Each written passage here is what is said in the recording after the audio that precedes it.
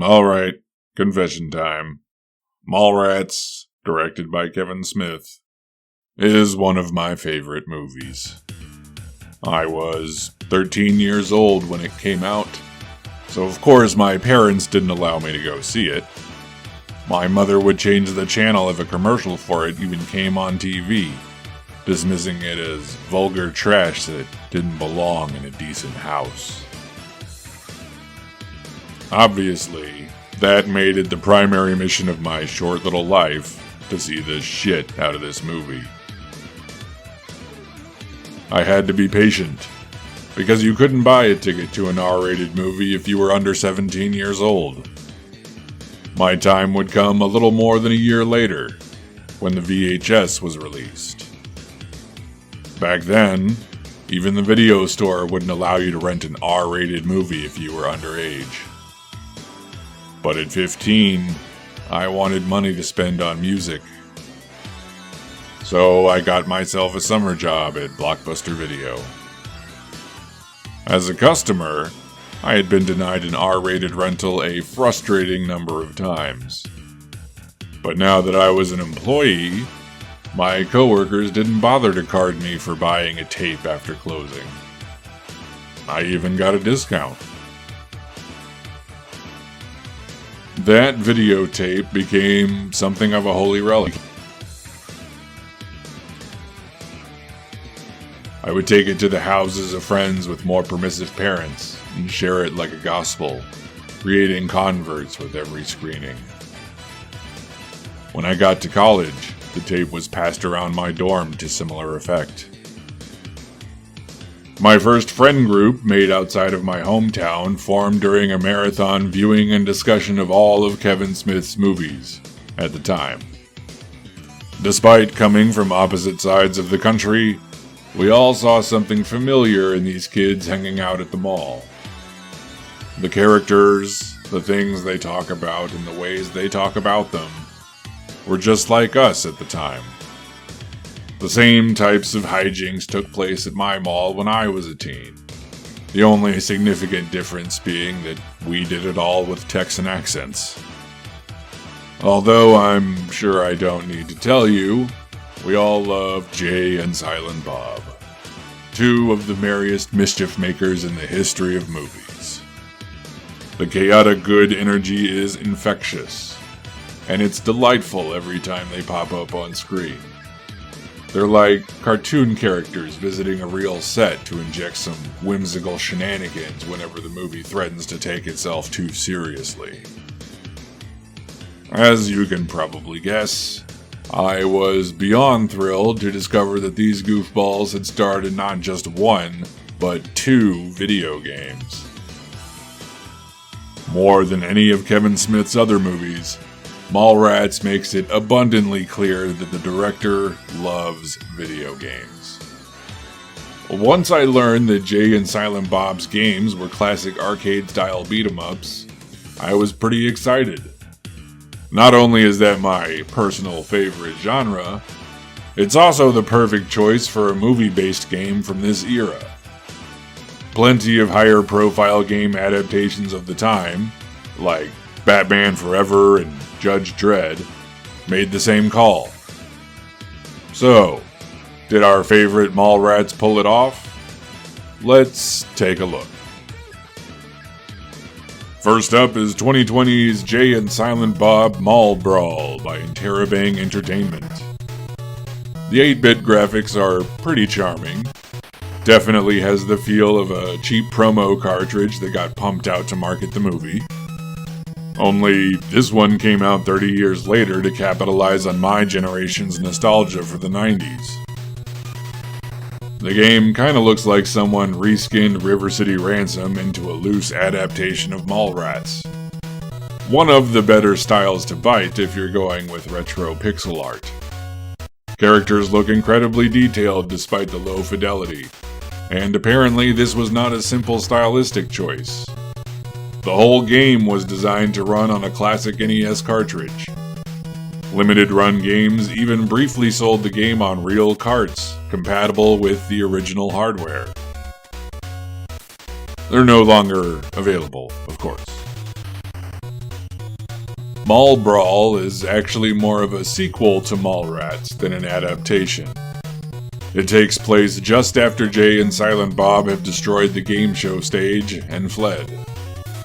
Our dynamic duo must escape the mall, fighting through hordes of angry shoppers, security guards, malevolent mascots, and even a few monsters. Obviously, this game supports 2 players, but if you're playing solo, you can switch between Jay and Silent Bob by pushing a button. There aren't any cool tag attacks or combos, your character just instantly transforms into the other one. It essentially acts like an extra life. If Jay or Bob go down, the other one subs in. And if both are defeated, you can hit continue, but it sends you back to the beginning of the level. Which is not how continues work in an arcade brawler from the 1980s. But at least they're unlimited, so you're not getting kicked all the way back to the start of the game. Jay and Silent Bob are basically the same character in terms of controls. They both can punch, kick, and do jump attacks. They both have one special attack that is unique and easy to execute. You just have to hit the right attack button 4 times in a row. Jay does a flying flash kick like classic Street Fighter character Guile, while Silent Bob does a spinning punch tornado in the style of Double Dragon's true protagonist, a Bobo. They seem to be effective when they connect, but Mall Brawl has the same hit detection issues that plagued other beat-em-ups of the era. Jump attacks are almost impossible to land. The game can barely handle more than 3 characters on the screen at once, so sprites will start blinking in and out of existence during a fight, which can make it challenging to keep track of the player's position. The enemy designs borrow heavily from River City Ransom, both in the expressiveness of their tiny pixelated characters and their combat strategy. They won't just line up and blindly charge into your raised fists. One enemy will draw your attention so that another can swing around behind you for a cheap shot in the back. This is where most of the humor can be found. There are boss fights against legendary security guard LaFours and the Shit Demon from Dogma. Mooby the Cow and the Easter Bunny are mini-bosses you can encounter in the food court. You can knock them on their headpiece with a sock full of quarters. The mall is also full of suggestively named businesses that I won't spoil here. Some from the movie, and a few brand new.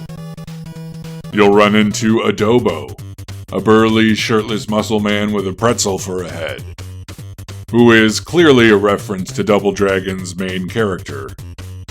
And his theme on the soundtrack is the only one that absolutely slaps. You can hear it right now in the background of this video.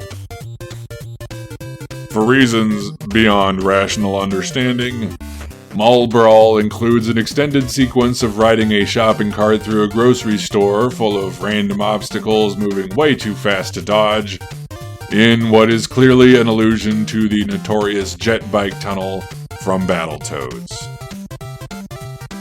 This is the most perplexing design choice in a game full of them.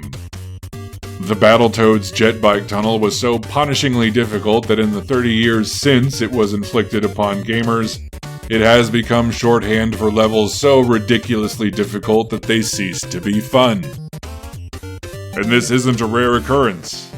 Tons of games have included their own versions of this type of sequence, despite the fact that every time someone does it, the entire internet howls with barely restrained fury.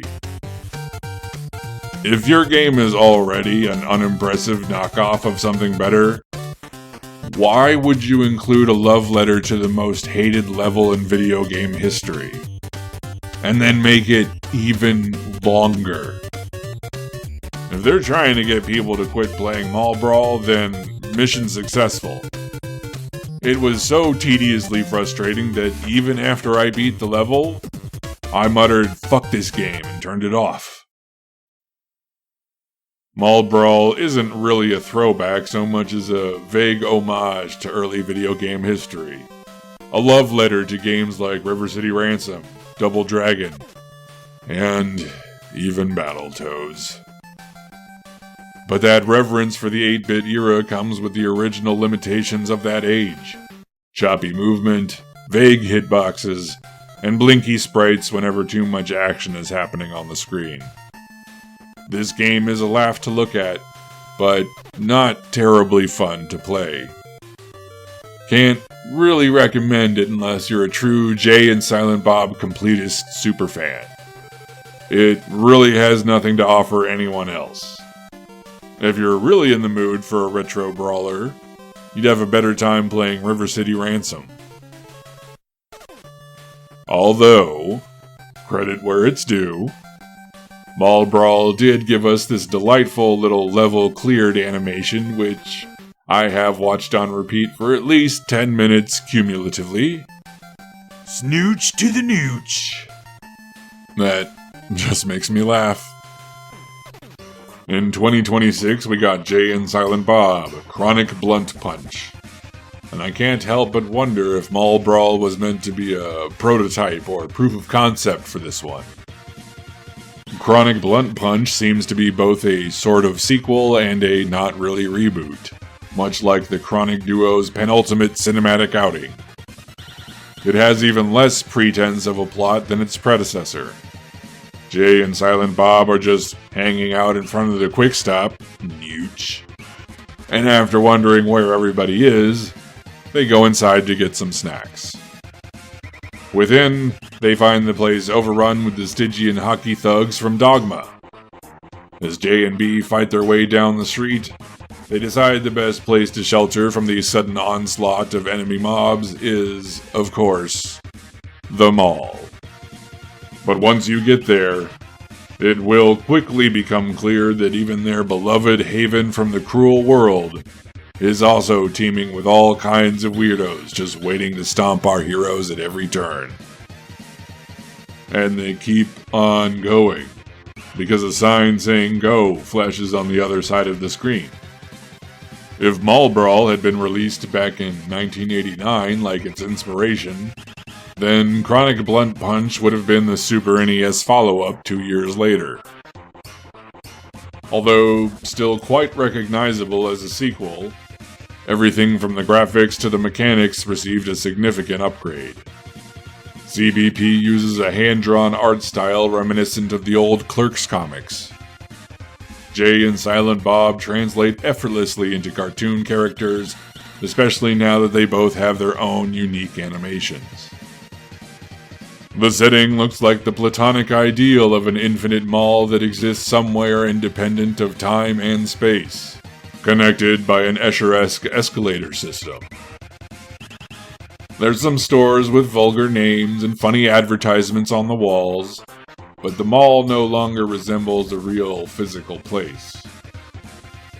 The writing has improved, simply because Chronic Blunt Punch does actually have writing in it. Not just an opening text scrawl or some title cards between levels. There's a loose approximation of a plot, and even dialogue. Frequently the most entertaining part of any Kevin Smith movie. Of course, Jay does most of the talking. Although it is strange that they got Jason Mewes to voice all of the insults and wisecracks Jay makes during gameplay, but not any of the dialogue in the cutscenes. And by cutscenes, I mean these art stills with captions on them. The stable of enemies has been expanded and updated as well, but not all of it is good. Many are just homages to classic video game baddies, like all of the scantily clad women with neon hair on loan from Streets of Rage, or this metrosexual interpretation of Final Fight's iconic Mayor Mike Hagar, complete with spinning clothesline special attack. That giant pretzel head Adobo is also back for more. Some enemies are Jay and Silent Bob's typical opposition. Mall security, movie mascots, runaway shopping carts. even the Golgothan. A few make no sense, like when you have to beat up stores and eateries throughout the mall. When you know our boys would never lift a hand in anger against their beloved commercial macro structure. Beating up a car is different. That's a Street Fighter II reference for gamers of a certain age. But beating up the mall? Sacrilege. Unfortunately, most of the foes you will be fighting in CBP are thinly veiled caricatures of real people that apparently either annoy Kevin Smith or some old man that works for him. Among those our heroes will be punching through are the obese, the elderly, crunchy stay-at-home dads, leather-clad bondage enthusiasts, and even kids zooming around on hoverboards with their eyes glued to their phones. I'm not saying that none of those people are ever annoying, but complaining about them is different than, say, licensing a video game in which your fictional alter ego beats up irritating children. All of the game's enemies are drawn in an intentionally, aggressively ugly style similar to Ren and Stimpy and other uncouth cartoons from the golden age of Nickelodeon. And it wasn't even necessary. There are plenty of assholes from the View Askew universe that could be turned into henchmen and mini-bosses. Even if the developers didn't have the rights to all of Kevin Smith's characters, which I doubt, they could have made up bad guys that weren't potshots at real people. I mean, add some ninjas or robots if you gotta. Jay and Silent Bob are fighting Cthulhu monsters and rogue angels by the time you reach the end of Chronic Blunt Punch, so it's not like it would tax the believability of the story. It just feels like a missed opportunity for more jokes and Easter eggs, whether from the films or just video games in general. Chronic Blunt Punch's biggest improvement over Mall Brawl is the combat. Jay and Silent Bob have their own unique movesets and animations to match. Instead of a punch and a kick, they have light and heavy attacks that can be chained together in various sequences to produce different combos. Even more variety is possible with directional inputs, or charging the heavy strike. Although it is easier to land jump attacks, the new blocking and dodging abilities are practically useless. Jay is a fast striker, able to unleash a flurry of flaming punches and kicks that juggles enemies hopelessly in the air. His helicopter kick and the bong smash are particularly effective against groups of baddies. In this game, the bong hits you. Silent Bob is more of the big brawler, knocking fools senseless with an open-handed slap. He throws elbows and haymakers, and even has a combo where he hits his adversary with a boombox. As you defeat foes on your quest, they will drop plenty of green buds, snoogans. Picking those up will fill your super meters, which can be spent on a special move or an assist. Jay's special is the classic Wolverine Berserker attack. What else? Newt. But when Bob powers up, he corkscrews across the screen on fire, akin to one of the cheapest moves in the history of fighting games, M. Bison Psycho Crusher, aka the Flaming Torpedo. Only the stoutest mini-bosses can weather it, still standing. Although you can still switch between our blunted heroes, it's still not a terribly useful mechanic. There are no tag attacks, and the handoff is so slow that you can't risk changing in the middle of a fight. Not to mention you have to be within handshake range of the other character for it to even be possible. It's too bad this game didn't take any cues from Double Dragon Gaiden or Marvel Cosmic Invasion on that front. But our favorite stoners now have the ability to revive each other when they fall, which will help you get a little further when the going gets rough. The assists are a fun new addition. a useful mechanic to help you get through some of the tougher sections of the mall, but also a vehicle for more cameo gags, which is close to 85% of the reason you buy a game like this in the first place.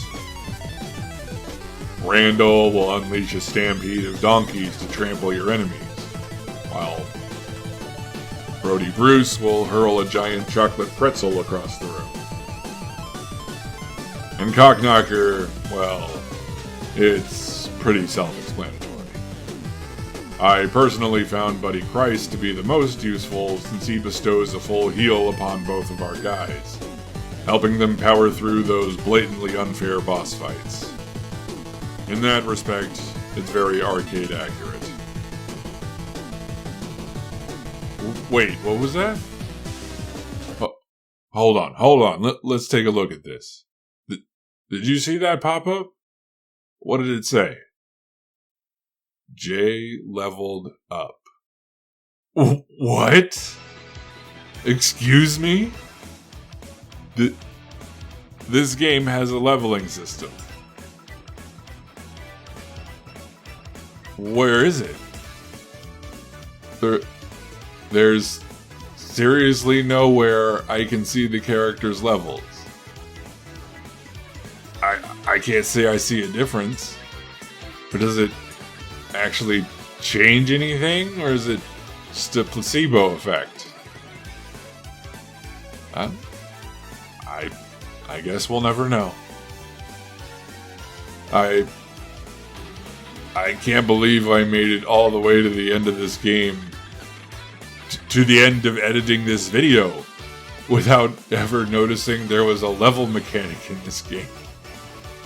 I mean, that's just beyond ridiculous. You should not be able to play through an entire game without even noticing an important system is there. Wow. But I will say this. Chronic Blunt Punch looks better and handles better than its predecessor. That's not really a challenge. If you're a J&B superfan who wants to find every reference and Easter egg, you'll find this a much more satisfying play than Mall Brawl. But it's still a pretty bare bones offering, even for a beat 'em up. You play through once, and it just kicks you back to the map in case you want to replay any of the levels. No bonus round or secret boss, not even another difficulty level. So, if you're not a fan, I can't really recommend picking this up. There are tons of better beat-em-ups out there, and funnier ones as well.